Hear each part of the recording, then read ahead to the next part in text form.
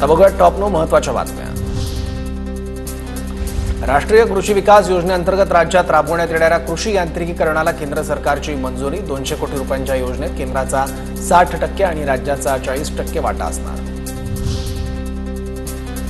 कोकणात जाणाऱ्या रेल्वेप्रमाणे एसटी गाड्यांचं आरक्षण 17 तारखेपर्यंत फुल। एसटीच्या साध्या गाड्यांचंही तिकीट मिळत नसल्यानं खासगी ट्रॅव्हल्स चालकांकडून 1.5 भाडे वसुली। राज्यातील जमिनींच्या 7/12 उतार्यावरील कालबाह्य आणि निरुपयोगी नोंदी हटवण्याचे आदेश। वास्तवातील नोंदी दाखल करण्यासाठी जिवंत 7/12 मोहीम टप्पा 2 सुरू। एमएसटी सीईटीच्या पीसीएम गटाच्या 5 मे रोजी घेण्यात येणाऱ्या फेरपरीक्षेसाठी प्रवेशपत्र जारी। एका दिवसात 22,000पेक्षा अधिक विद्यार्थ्यांकडून प्रवेशपत्र डाउनलोड। विद्यार्थ्यांना जात वैधता प्रमाणपत्र सादर करण्यासाठी 3 महिन्यांची मुदतवाढ। अभियांत्रिकी, वैद्यकीय आणि अन्य व्यावसायिक अभ्यासक्रमासाठी प्रवेशित विद्यार्थ्यांना मोठा दिलासा। एसटी महामंडळाला मार्च महिन्यासाठी 416 कोटी 90 लाख रुपये सवलत मूल्य मंजूर। विद्यार्थ्यांपासून ज्येष्ठ नागरिकांपर्यंत 31 प्रकारच्या योजनांमध्ये एसटीकडून सवलत।